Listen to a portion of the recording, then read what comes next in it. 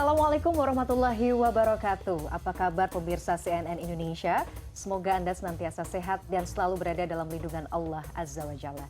Alhamdulillah, senang sekali hari ini saya Meladia Rahma kembali menjumpai Anda dalam program Gapai Kemuliaan. Seperti biasa saya tidak sendiri, sudah hadir di studio bersama kita ada Ustadz Hilman Fauzi. Hilman, Assalamualaikum. Waalaikumsalam warahmatullahi wabarakatuh. Sehat? Alhamdulillah, semoga sehat dan senantiasa menebar kebaikan. Amin, amin. Senang sekali rasanya setiap pagi nih ya, selalu ada curahan ilmu dari Hilman, semoga juga bisa bermanfaat. Amin. Buat para pemirsa. Nah, Hilman, tema yang hari ini akan kita bahas sangat menarik juga, terkait jangan remehkan amal. Ini Masya Allah, memang beberapa kali sudah kita bahas sedikit, tapi mungkin nanti akan kita dalami ya Hilman ya. Dan bagi Anda pemirsa yang juga memiliki pertanyaan, Anda bisa menyampaikan pertanyaan Anda melalui email yang tertera di layar kaca. Langsung Hilman. Kalau kita bicara amal kan, kita tuh kadang-kadang suka milih-milih maunya amal yang besar. Oh, amal yang besar pasti pahalanya besar, amal yang kecil ntar dulu deh gitu. Kadang-kadang nanti-nanti aja. Tapi sebenarnya di mata Allah itu bagaimana kedudukan amal besar dan amal kecil? Seperti apa ya? Iya, Masya Allah, tabarakallah. Bicara tentang amal ya, hidup ini kan tujuannya adalah untuk mengabdi kepada Allah. Betul. Di dalam Al-Quran Allah sampaikan, A'udzubillahi minasyaitonirrajim, wa ma khalaqtul jinna wal insa illa liya'budun.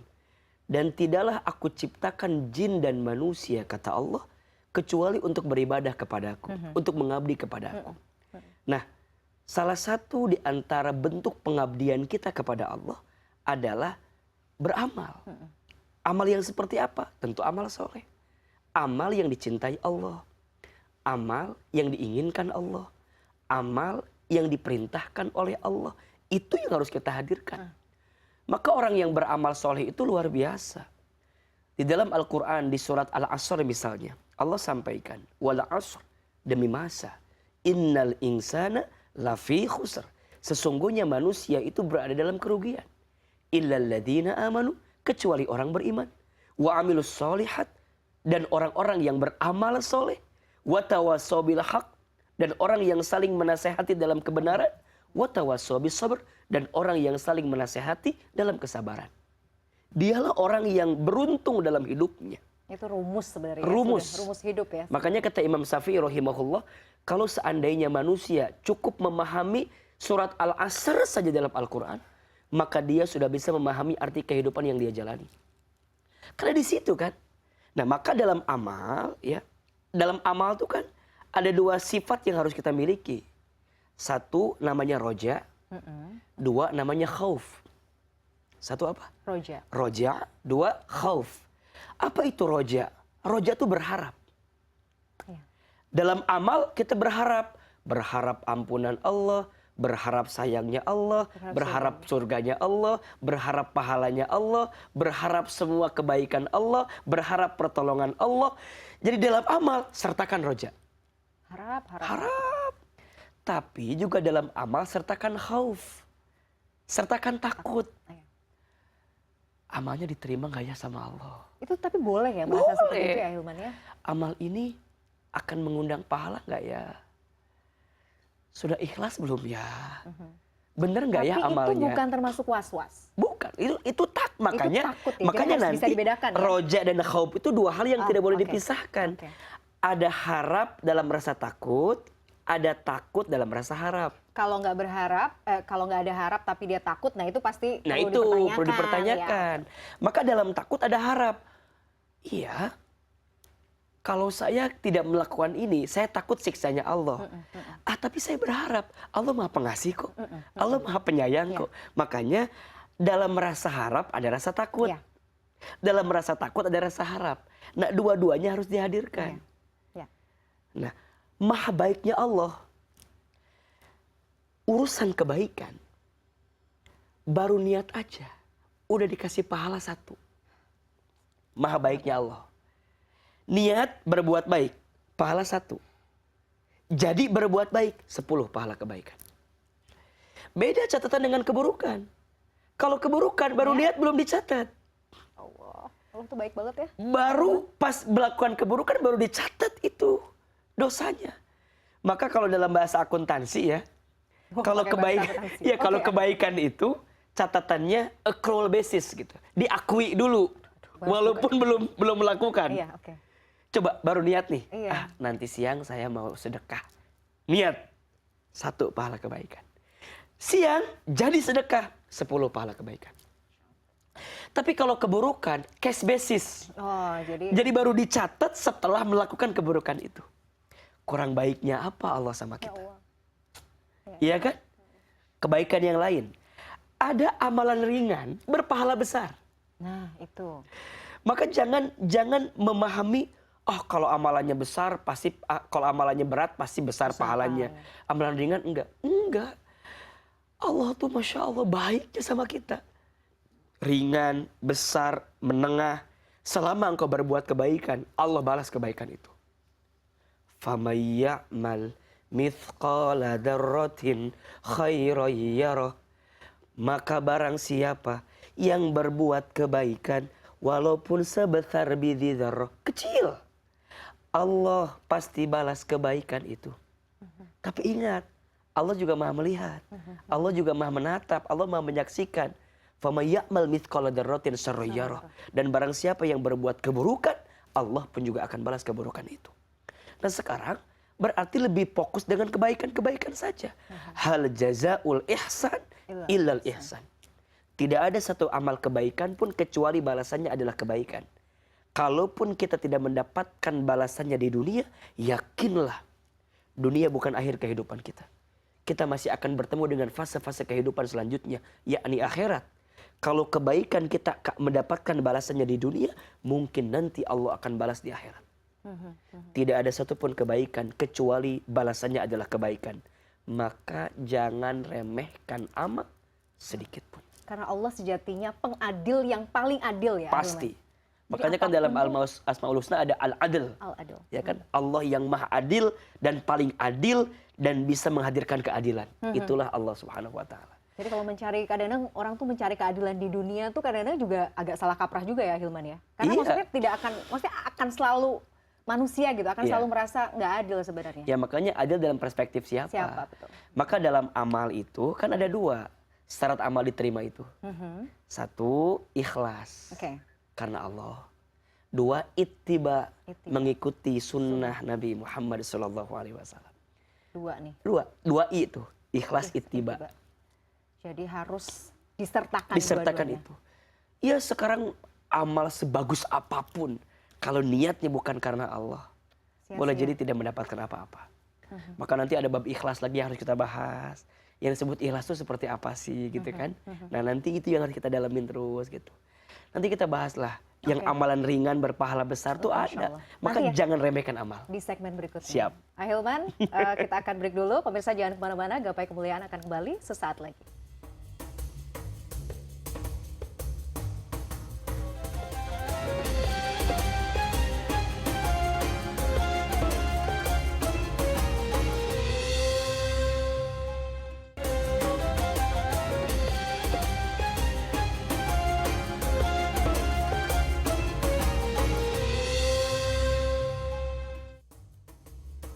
Terima kasih pemirsa, Anda masih menyaksikan Gapai Kemuliaan dalam episode Jangan Remehkan Amal. Nah, kalau kita bisa bicara jangan remehkan amal, artinya ada sebenarnya amal-amal kecil yang Allah suka nih. Iya. Yang pahalanya juga bisa besar juga, berlipat-lipat ya Hilman. Betul. Contohnya apa?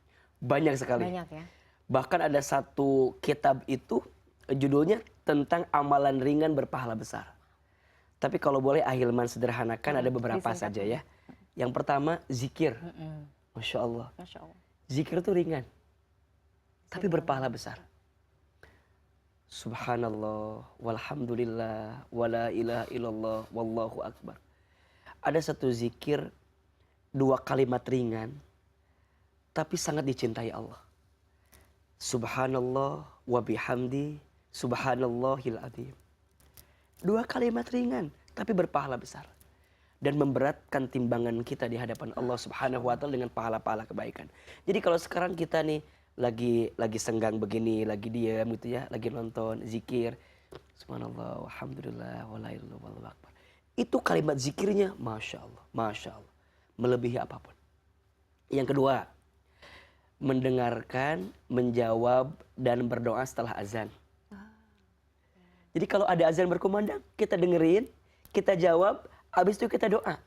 Pahalanya apa? Seseorang yang biasa menjalankan amalan yang tadi, kelak nanti di hari kiamat mendapatkan syafaat dari Nabi Muhammad SAW. Insya Allah merinding ya Allah ya Rahman. Ringan nggak? Ringan banget. Ya kan? Apalagi kalau ditambah dengan doa, karena antara azan dan iqomah juga Mustajab. Waktu ya, mustajab Insya untuk Allah. berdoa. Nah banyak di antara kita yang suka melepaskan kesempatan itu kan. Betul, Padahal karena buru-buru, buru-buru, sibuk misalnya. sibuk. Ya, gitu. Itu ringan, berpahala besar. Terus yang ketiga misalnya membaca bismillah sebelum beraktivitas. Itu kurang ringan apa coba ya sebenarnya? Mau minum, bismillah. Mau makan, bismillah. Ya. Mau keluar rumah, bismillahi tawakkaltu 'alallahi la haula wala quwata illa billah. Barang siapa yang keluar dari rumahnya, kemudian dia membaca tadi bismillahi tawakkaltu 'alallahi la haula wala quwata illa billah, maka dia akan mendapatkan keselamatan, ketenangan dan kecukupan. Mudah enggak? Mudah. Yang keempat, baca Quran walau 1 ayat. Ya.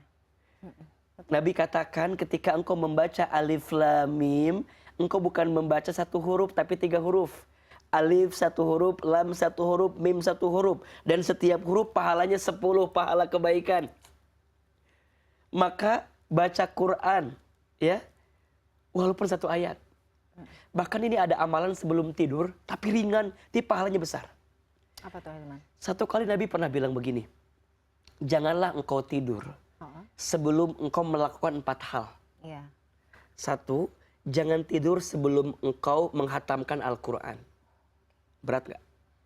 Berat. Khatam Al-Quran, apalagi baru mulai Al-Baqarah agak berat kayaknya. Hilman. Yang kedua, jangan tidur sebelum semua para nabi memberikan syafaat kepadamu. Itu tuh dalam bentuk seperti apa? Nah, yang ketiga, jangan tidur sebelum seluruh muslim ridho kepadamu.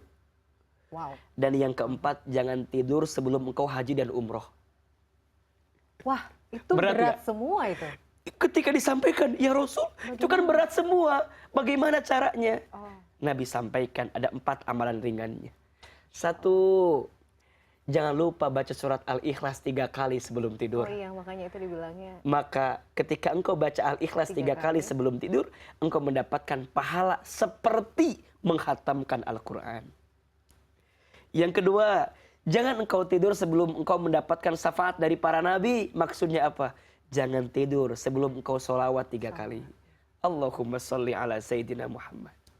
Yang ketiga, jangan engkau tidur sebelum seluruh muslim ridho kepadamu.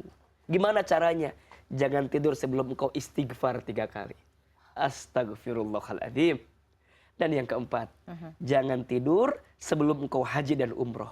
Gimana caranya? Gimana itu? Jangan tidur sebelum engkau baca subhanallah, walhamdulillah, wala ilaha illallah, wallahu akbar 3 kali. Itu dahsyat. Ringan, berpahala besar. Tapi kadang-kadang manusianya suka males. Males. Tahu, tapi kadang-kadang juga nggak mau Males. mengamalkan ya Hilman ya. Banyak. Sedekah, ringan, pahala besar. Ingat ya, sedekah bukan hanya uang. Senyum, sedekah, menebar kebaikan, sedekah. Banyak sekali kalau kita bahas. Sholawat kepada Nabi, ringan, tapi pahalanya besar. Barang siapa yang bersalawat kepadaku, maka aku akan bersalawat kepadanya 10 kali, kata Baik. Nabi. Dahsyat. Ringan tapi Ringan berpahala tapi besar. pahalanya besar. Ahilman, seperti biasa sudah ada pertanyaan yang Baik. masuk ke kita akan simak sama-sama. Mari. Assalamualaikum warahmatullahi wabarakatuh. Izin bertanya Pak Ustadz, saya merupakan guru sekolah dasar. Kita memahami bahwa pahala sekecil apapun itu tidak boleh diremehkan. Lalu apakah hal ini juga sama dengan dosa sekecil apapun tidak boleh kita remehkan? Dan bagaimana ya Pak Ustadz caranya untuk menyampaikan hal ini kepada siswa sekolah dasar agar penyampaiannya lebih pas? Terima kasih banyak Pak Ustadz. Wassalamualaikum warahmatullahi wabarakatuh. Waalaikumsalam. Waalaikumsalam warahmatullahi wabarakatuh. Ini pertanyaan dari Mbak Alfi, guru Iya. sekolah dasar Ahilman. Tadi Iya. kalau kita bicara jangan remehkan amal, itu apakah berarti kita juga harus jangan meremehkan dosa kecil? Iya. Terus bagaimana harus menyampaikan itu ya kepada mungkin murid-muridnya yang kadang kan pemahamannya juga masih belum Iya. panjang begitu. Iya. Iya. Sebagaimana amal yang kecil bisa berpahala besar, Ada juga boleh jadi dosa kecil, tapi kita sepelekan, bisa berdampak pada dosa yang besar. Kan orang itu jadi terbiasa berbuat dosa karena dia Ngeremehin ya. meremehkan sesuatu yang kecil kan, dosa yang kecil. Maka jangan sampailah kita meremehkan dosa yang kecil karena khawatirnya nanti berdampak pada dosa kita yang besar. Nah, bagaimana kita menceritakan kepada adik-adik kita, anak-anak kita? Mungkin bisa begini, kita ibaratkan analoginya sebuah kendaraan misalnya. Ya. Nah, misalnya kendaraan itu kan ada bagian ini gitu. Misal kita bisa kasih begini. Ini kalau mobil ya semuanya udah bagus. Kacanya udah bagus, bannya udah bagus, semuanya udah bagus. Tapi olinya jarang diganti. Mogok dong. Apa yang terjadi? Nah, itu kan bisa jadi bab analogi yang bisa kita hadirkan Yang kepada bisa mereka ditangkap ya, gitu. betul. Bisa ditangkap dengan mudah. Jadi bab-bab analogi yang mudah dicerna oleh mereka itu akan jauh lebih bisa diterima cara penyampaiannya. Dan saya kira gambaran tadi bisa digunakan tuh. Iya. Jadi ada spek yang sudah sempurna, kendaraan udah mereknya semua bagus, bahannya bagus, tapi ada satu bagian yang kita remehkan. Ya, kecil sih, mungkin kan bisa nanti ganti olinya ada waktu lagi. Tapi kan mungkin kalau segera diganti sekarang kayak dosa tuh. Kalau dosa nggak segera diperbaiki, kalau ditimbun terus kan jadi malah merusak yang lain. Jadi segera kita ganti. Nah, spesifik untuk cara mendidik anak ya, Iya. Ahilman. Saya setuju, analogi itu penting ya Penting. untuk supaya anak tuh bisa menangkap. Tapi memang yang juga nggak kalah penting tuh kita mencontohkan ya, Ahilman. Ya. Yes, teladan. Karena kadang-kadang nasehatin sudah gitu ya, suka nggak didengar Iya. karena mungkin orang tuanya juga nggak Betul. contohin. Makanya teladan itu adalah dakwah terbaik. Nah, salah satu metodenya adalah story, cerita, kisah. Maka Al-Quran itu kan sepertiganya bicara tentang kisah kan. Kenapa? Karena orang itu kalau dengan kisah, itu akan jauh lebih mudah menerima biasanya. Iya, betul. Nah, maka ya para guru sekolah dasar, guru-guru TK, guru-guru PAUD harus punya banyak khazanah kisah-kisah yang bisa menginspirasi anak-anak kita. Harus kreatif kadang-kadang ya Kreatif. jadi orang tua juga. Iya. Nanti kita bahas lagi Siap. Ahilman terkait jangan remehkan amal ini. Pemirsa jangan kemana-mana, Gapai Kemuliaan akan kembali setelah yang satu ini.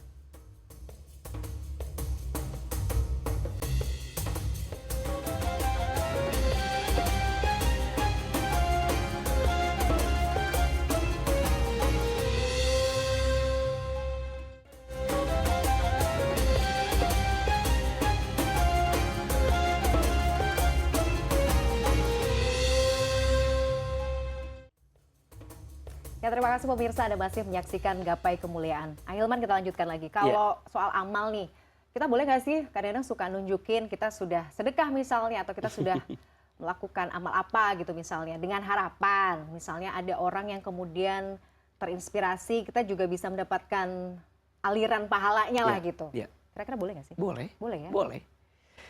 Ada orang yang mohon maaf ya, tidak jadi beramal. Karena takut dianggap ria oleh manusia. Maka itu ria. Jadi dipaksa aja. Iya, jadi kan ria itu kata kuncinya adalah ketika kita ingin dilihat oleh manusia. Nah, sekarang kita berbuat baik, ingin dilihat oleh manusia. Namanya apa? Ria. Ria. Nah, sekarang kita tidak jadi berbuat baik karena ingin dilihat oleh manusia. Berarti kan sama. Kata kuncinya. Berarti mendingan apa?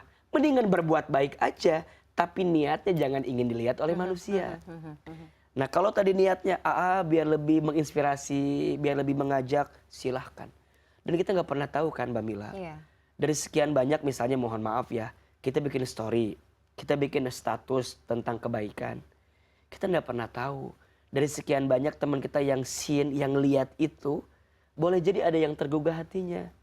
Iya kan? Ada yang tersentuh hatinya, ada yang termotivasi hidupnya gara-gara melihat apa yang kita hadirkan kebaikan itu. Maka ya udah ngalir aja. Nah, yang bisa lihat orang itu ria atau enggak gampang.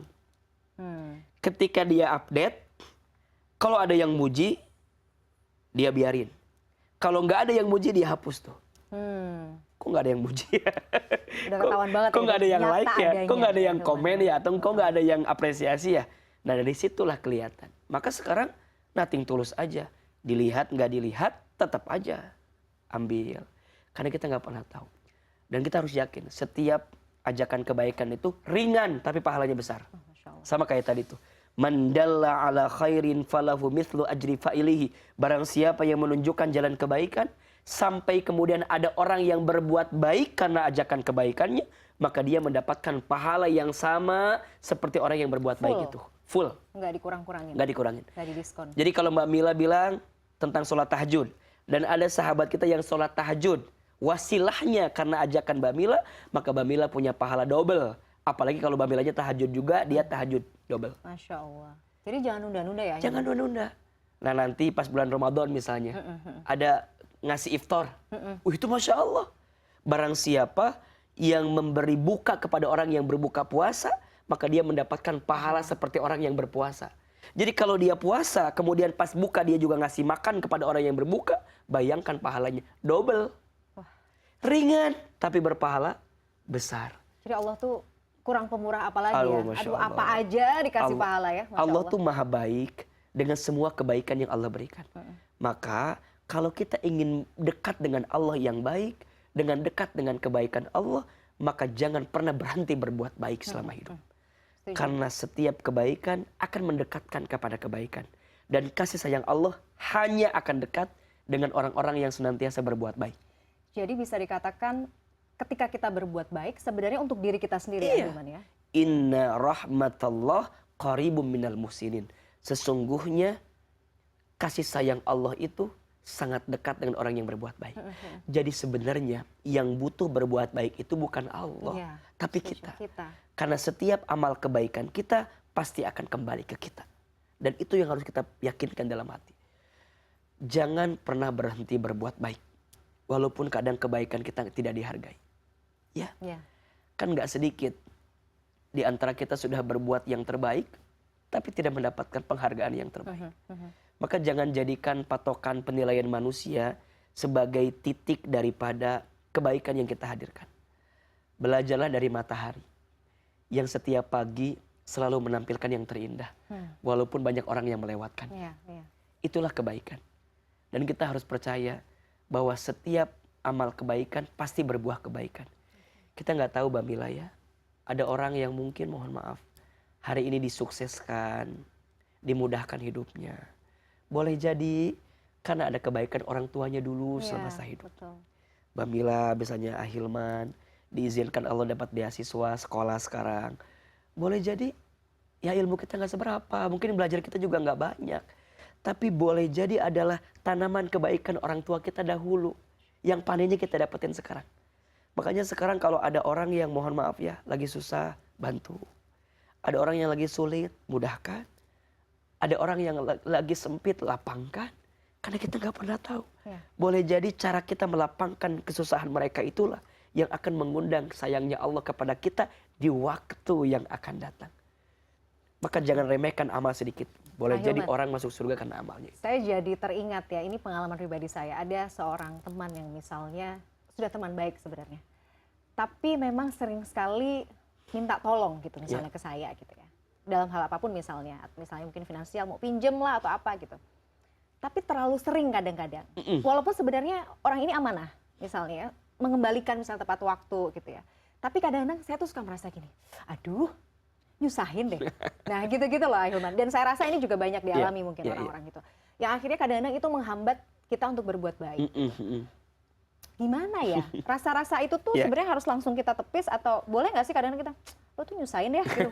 Ini deh gitu. Walaupun sebenarnya kita tahu dia amanah. Gitu. Rasa itu manusiawi saya kira ya. Ada kekesalan itu wajar. Tapi yang harus dipahami begini.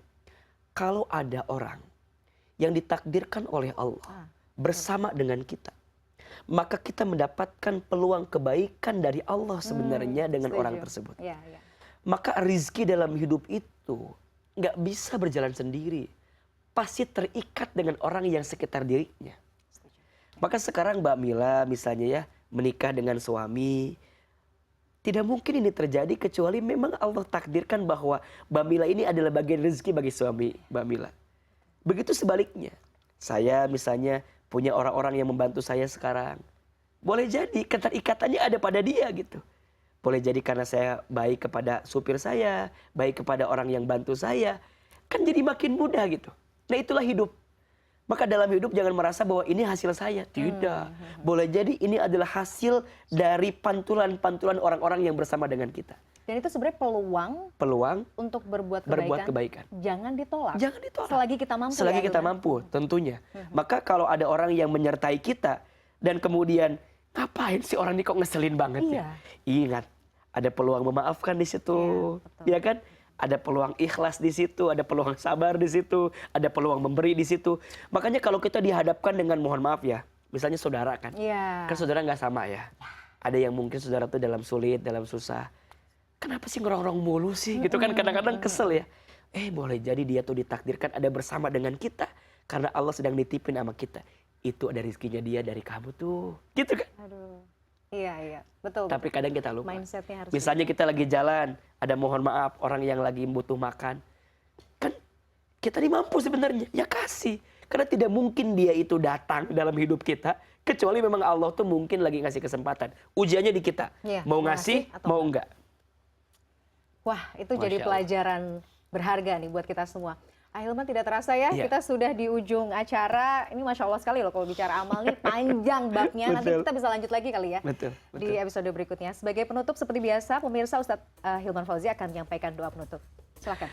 Baik, pemirsa CNN Indonesia yang dicintai Allah, sebelum kita mengakhiri perjumpaan ini, mari kita lembutkan hati, tenangkan perasaan kita berdoa kepada Allah Subhanahu wa taala. Silahkan kita angkat kedua telapak tangan kita, tutup kedua mata kita, tundukkan kepala kita. Silahkan aminkan dalam hati masing-masing. A'udzubillahi minasyaitonirrajim. Bismillahirrahmanirrahim. Alhamdulillahirabbil alamin. Allahumma shalli ala sayyidina Muhammadin wa ala alihi wa ashabihi ajmain. Ya Allah, ya Latif. Duhai Allah yang Maha lembut, lembutkan hati kami. Ya Allah, ya Hadi. Duhai Allah yang Maha petunjuk. Ya Allah, tunjukkan kami kepada jalan yang lurus. Sertakan kami, sertai kami, iringi kami, temani kami, agar hidup kami diisi dengan amal-amal kebaikan di hadapan-Mu ya Allah. Ya Allah ya Rabbana, kami bermohon kepadamu atas semua ilmu yang bermanfaat untuk hidup kami, atas semua amal yang Engkau terima dalam kehidupan kami. Allahumma inna nas'aluka ilman nafi'ah wa rizqan wasi'ah wa amalan mutaqabbala. Ya Allah, istiqomahkan kami dalam beramal. Kuatkan hati kami untuk beramal. Kuatkan tubuh kami agar senantiasa beramal. Dan jadikan amal kami istiqomah sampai kelak kami husnul khatimah. Rabbana atina fid dunya hasanah wa fil akhirati hasanah wa qina adzabannar. Ya Allah, jadikan hidup kami hari ini lebih baik daripada hidup kami yang sebelumnya. Dan jadikan hidup kami ke depan lebih baik daripada hari ini yang kami jalani. Subhana rabbika rabbil izzati amma yasifun. Wassalamun alal mursalin walhamdulillahi rabbil alamin. Amin. Semoga Allah ijabah doa-doa terbaik kita. Amin. Dan pemirsa, usai sudah perjumpaan kita hari ini, saya Meladia Rahma dan juga Ustadz Hilman Fauzi undur diri. Insya Allah kita akan bertemu lagi dalam gapai kemuliaan berikutnya. Wabillahi taufik wal hidayah. Wassalamualaikum warahmatullahi wabarakatuh. Waalaikumsalam warahmatullahi wabarakatuh.